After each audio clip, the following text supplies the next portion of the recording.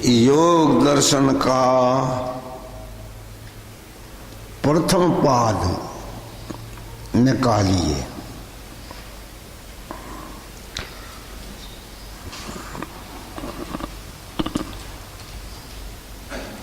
इसकी सूत्र की संख्या है 39। यथा अभिमत ध्यानात् वा, ये सूत्र है। योग दर्शन प्रथम पाद, सूत्र संख्या 39।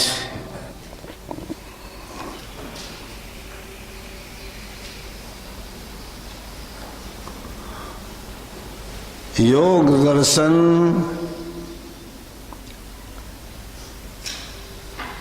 प्रथम पाद।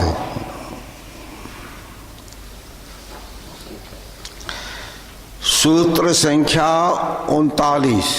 ठीक हो गया।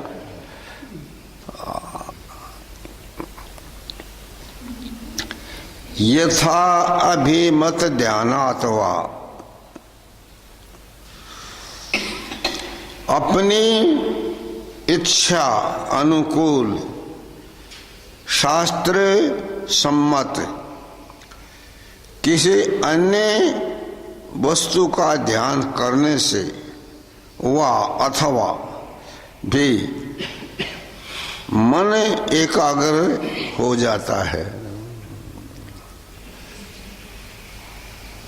इससे पूर्व आपने अनेक सूत्र पढ़े और उनमें अपने अपने ढंग से बताते चले आए। अनेक सूत्रों में ये बतलाया कि चित्त को एकाग्र कैसे करें, मन को एकाग्र कैसे करें, ये बताया है इसे पूर्व सूत्रों में। इससे पूर्व सूत्र स्वप्न निद्रा ज्ञान अवलंबन में, ये पहला है। ये पढ़ सके हम। तो इसमें ये बताया यथा, जैसे अपने अनुकूल हो, उन बताए उपायों में जो आपको अच्छा लगे, रुचिकर हो, उसके अनुसार ध्यान करो, मन को वश में करो। यथा अभिमत ध्यानात् वा, ये सूत्र का है। सरल भाषा में, थोड़े शब्दों में, यथा अभिमत ध्यानात् वा, जैसे आपकी इच्छा हो, अनुकूल हो, उस उपाय को, उनमें से कोई भी उपाय अपना लो। उपर्युक्त जितने भी मन को एकाग्र करने के साधन बतलाए हैं, इससे पूर्व उपर्युक्त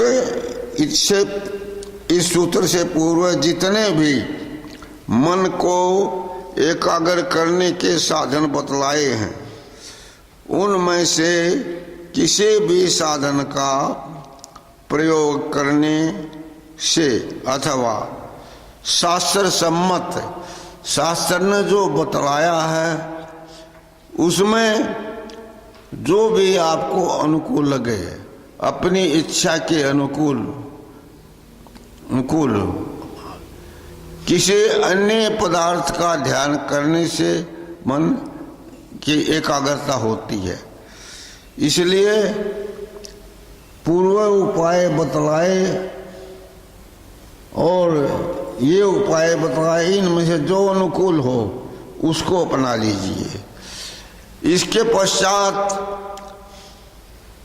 योग दर्शन का पहला पाद और सूत्र संख्या 40।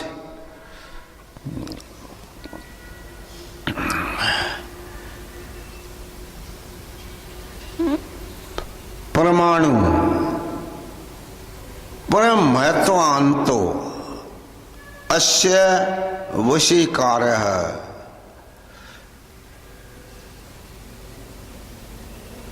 अब ये बताना चाहते हैं कि मन को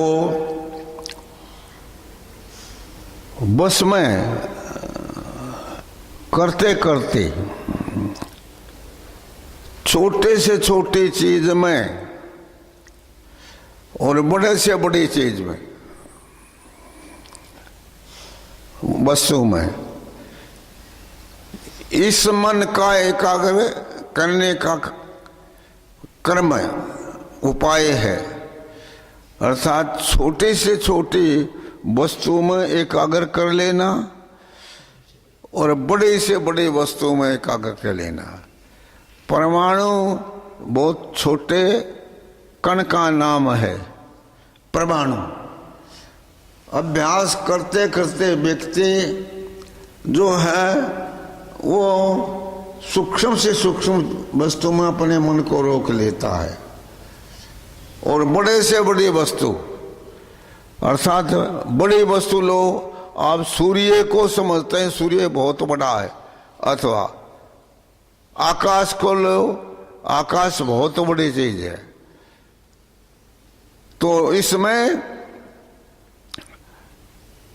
धीरे धीरे अभ्यास करते करते व्यक्ति परमाणु तक इसको पहुंचा देता है। सूक्ष्म से सूक्ष्म वस्तु को ऊपर वो एकाग्र कर लेता है और बड़ी से बड़ी वस्तु जो है उसमें एकाग्र कर लेता है।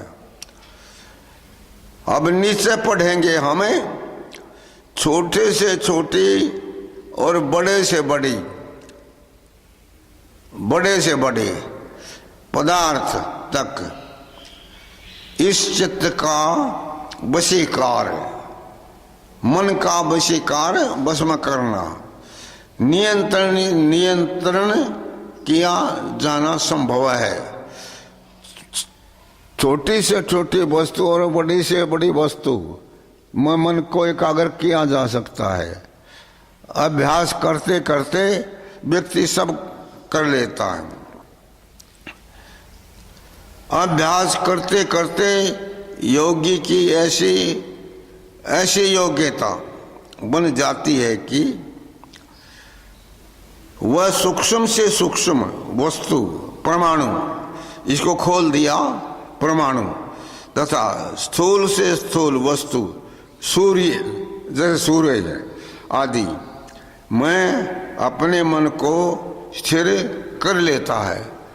अभ्यास करते करते छोटी से छोटी वस्तु को और बड़ी से बड़ी वस्तु को ध्यान में ले आता है। अब इससे आगे सूत्र है, देखिए 41वां सूत्र देखिए, 41। क्षीण वृत्ते है अभिजातस्य इव मणे ग्रहित्री ग्रहण ग्राह्येषु ततस्थ तदंजनता समापत्ति क्षीण वृत्ते है। जैसे योगाभ्यासी के मन की वृत्तियां क्षीण अर्थात शुद्ध हो गया है जिसका मन, और कैसे मन अभिजातस्य इव मणि है। मणि एक पवित्र वस्तु का नाम मणि है, अभिजातस्य इव मणि। योगाभ्यासी का मन अभ्यास करते करते मणि के समान हो जाता है, अभिजातस्य इव मणि। ग्रहत्री ग्रहण और ग्राह्यों में तटस्थ इनमें स्थित होकर तदंजनता उसके स्वरूप में रंगा जाना समापत्ति, यहाँ समापत्ति समाधि का नाम है। ये प्रकरण समाधि का, संप्रज्ञात समाधि का प्रकरण चल रहा है। अब हम नीचे पढ़ेंगे और अभ्यास करेंगे।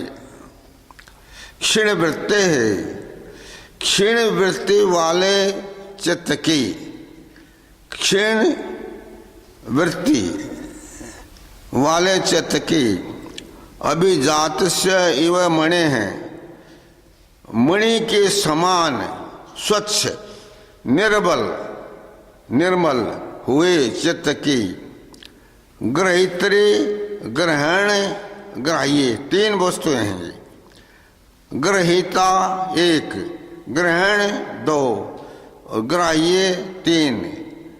पदार्थों के संपर्क में, इनके संबंध में तटस्थ तदंतता, स्थिर होकर के चित्त का उन पदार्थों के आकार में भाषित होना समापत्ति। ये समापत्ति नाम की समाधि है, संप्रज्ञात समाधि। तदाकार आपत्ति, समापत्ति को खोला, तदाकार आपत्ति।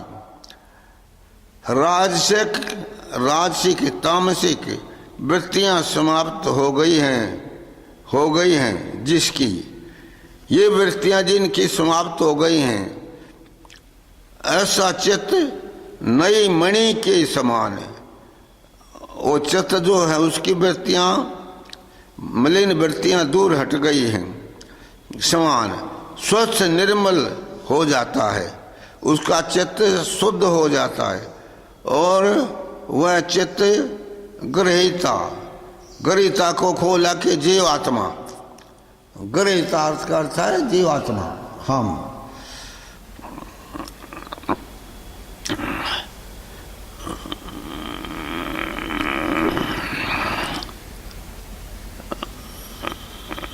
थोड़ा सा वो ग्रहिता, ग्रहण और ग्राह्य पदार्थों के संपर्क में तथा चेतनता, स्थिर होकर चित्त का उन पदार्थों के आकार में भाषित होना समापत्ति तदाकार आपत्ति है। राजसिक और तामसिक वृत्तियां समाप्त हो गई हैं जिसकी, राजसिक तामसिक वृत्तियां जिसकी हट गई हैं, ऐसा चित्त नई मणि के समान स्वच्छ निर्मल हो जाता है, शुद्ध हो जाता है। और वह चित्त ग्रहिता जीवात्मा, ग्रहण इंद्रियां तथा ग्राह्य स्थूल व सूक्ष्म भूतों के संपर्क में स्थित होकर उस वस्तु के समान रूप आकार वाला प्रतीत होता है, इसे समापत्ति कहते हैं। चित्त जिस वस्तु को, अर्थात योगाभ्यासी जिस वस्तु को उसको विषय बनाता है, ग्रहिता को जीवात्मा को उसने विषय बनाया, तो जीवात्मा के समान भाषित होगा। इंद्रियों के ऊपर वो एकाग्रता कराएगा तो इंद्रियों के समान भाषित होगा। और आगे था ग्राह्य स्थूल और सूक्ष्म भूतों के, और इंद्रियों के पश्चात तीसरे में ग्राह्य स्थूल व सूक्ष्म भूतों के संपर्क में स्थित होकर उस वस्तु के समान रूप आकार वाला प्रतीत होता है, इसे समापत्ति कहते हैं। ये संप्रज्ञात समाधि समापत्ति नाम से सिद्ध है। अब आगे आप देखिए सूत्र, इससे आगे 42वां,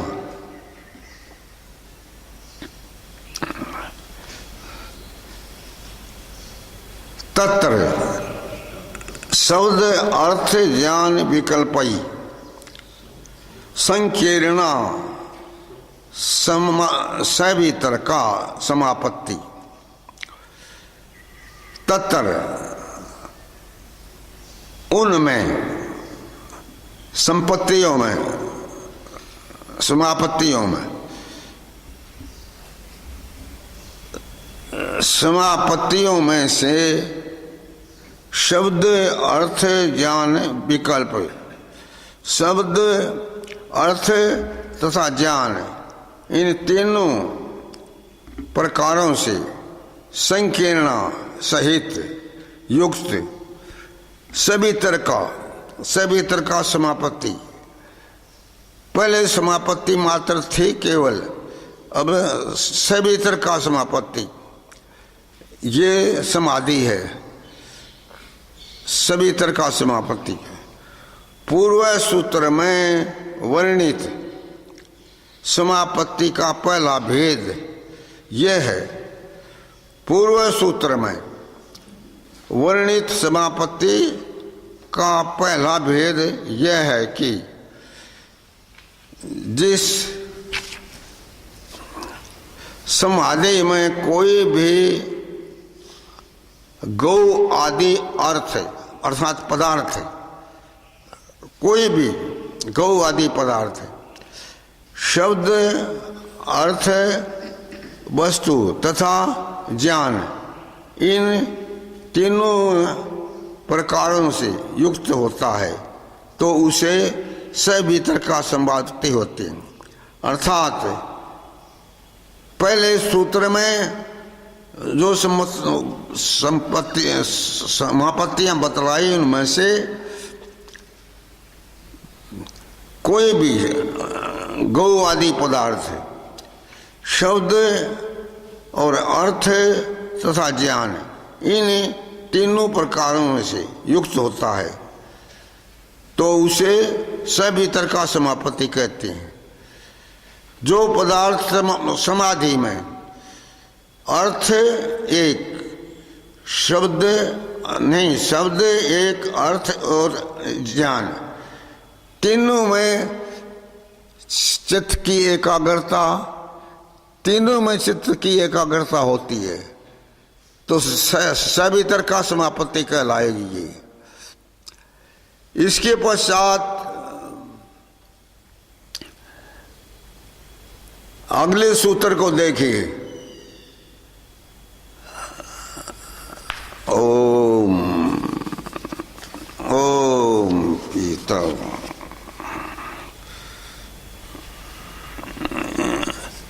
इसका थोड़ा सा भाग देखिए। पूर्व सूत्र में वर्णित समापत्ति का पहला भेद यह है कि ये हो गया। आपका सूत्र कौन सा है?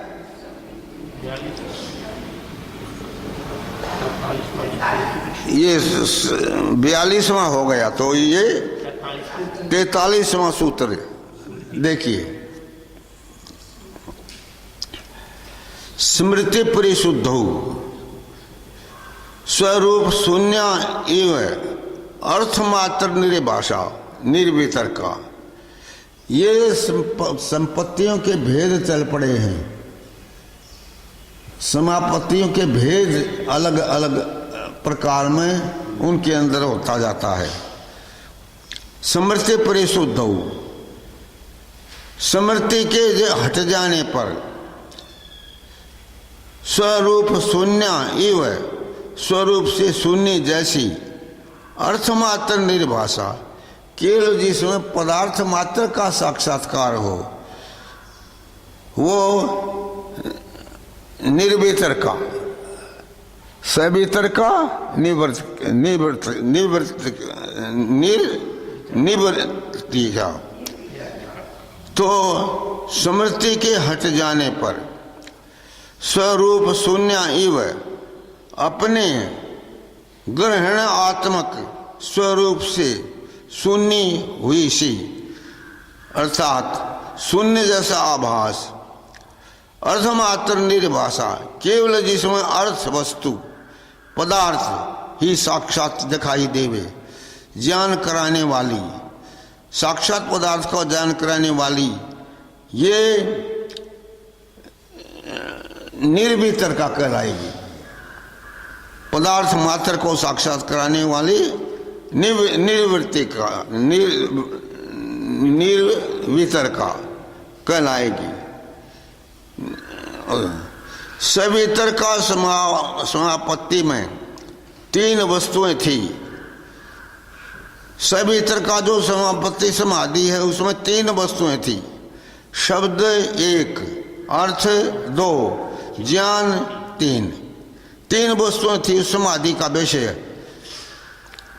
इस निर्वितर्का में उन तीन में से निर्वितर्का में उन तीन में से दो वस्तुएं शब्द और ज्ञान गौण हो जाते हैं। ये केवल अर्थ वस्तु रहती है, वस्तु ही विशेष रूप से दिखती है। चित्त की ऐसी अवस्था का नाम निर्वितर्का, सवितर्का, निर्वितर्का। तो इस समाधि में वस्तु मात्र एक साक्षात्कार होता है और तीनों में से वो दो गौण हो जाते हैं, हट जाते हैं। अब आगे है एतया एव, एतयैव संधि हो गई है। एतया एव, एतयैव सवितर्का निर्वितर्का च सूक्ष्म विषया व्याख्याता। कहते हैं कि इसी से ही सवितर्का निर्वितर्का के वर्णन से, ये सवितर्का निर्वितर्का का वर्णन व्याख्यान हुआ, वर्णन से ही सविचारा निर्विचारा, सविचार तथा निर्विचार नामक समापत्ति सूक्ष्म विषय वाली, सूक्ष्म पदार्थ जिसका विषय है, सूक्ष्म विषय वाली व्याख्याता समझ लेनी चाहिए। पहले सवितर्का निर्वितर्का का वर्णन किया, अब उन्होंने कहा सवितर्का निर्वितर्का का जैसे व्याख्यान किया है इसी प्रकार से यहाँ सविचारा निर्विचारा ये भी समापत्तियां हैं। ये समाधि के भेद हैं चार, वो दोनों सवितर्का निर्वितर्का, सविचारा निर्विचारा, संप्रज्ञात समाधि के। इससे ही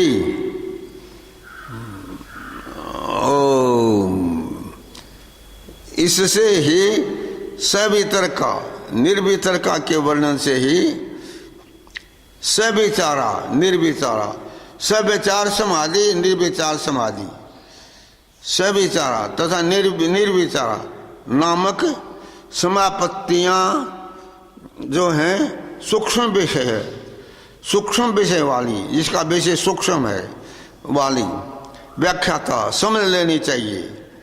जैसे सवितर्का में शब्द अर्थ तथा ज्ञान तीन थे, सवितर्का समाधि में शब्द एक, अर्थ दो तथा ज्ञान तीन थे।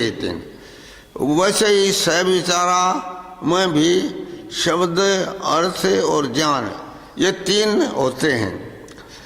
जैसे निर्वितर्का में केवल अर्थ था एक वस्तु, वैसे ही निर्विचार में भी केवल अर्थ वस्तु एक होता है।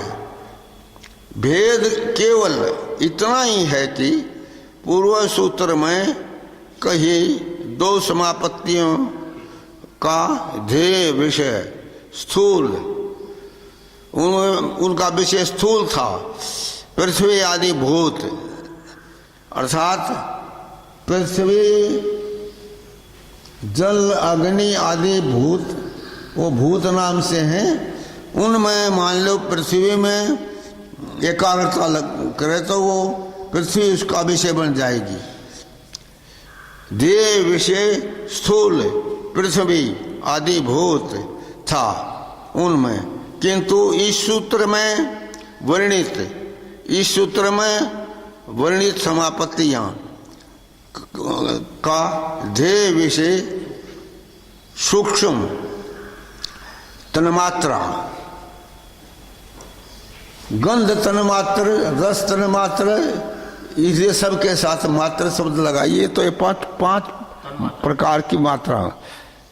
गंध तन्मात्रा सूक्ष्म भूत, रस तन्मात्रा सूक्ष्म भूत, इसी प्रकार पांचों भूतों के सूक्ष्म भूत हैं ये। ध्येय विषय सूक्ष्म तन मात्राएं इंद्रियां आदि होते हैं। इसके पश्चात आगे देखिए, सूक्ष्म विषयता च अलिंग पर्यवसानम।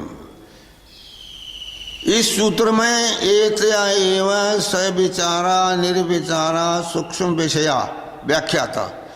सविचारा निर्विचारा समाधि वो व्याख्यात सूक्ष्म विषय वाली। अब सूक्ष्म विषय को इस नीचे वाले सूत्र में लेते हैं कि सूक्ष्म विषय सूक्ष्म विषयता कहाँ तक जाती है ये बताते हैं।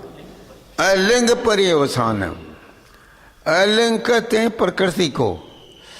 सूक्ष्म विषयता पृथ्वी आदि जल अग्नि ये स्थूल विषय हैं, इनमें तन्मात्राएं सूक्ष्म विषय हैं। सूक्ष्म विषयता अलिंग पर्यवसान प्रकृति पर्यंत जाती है।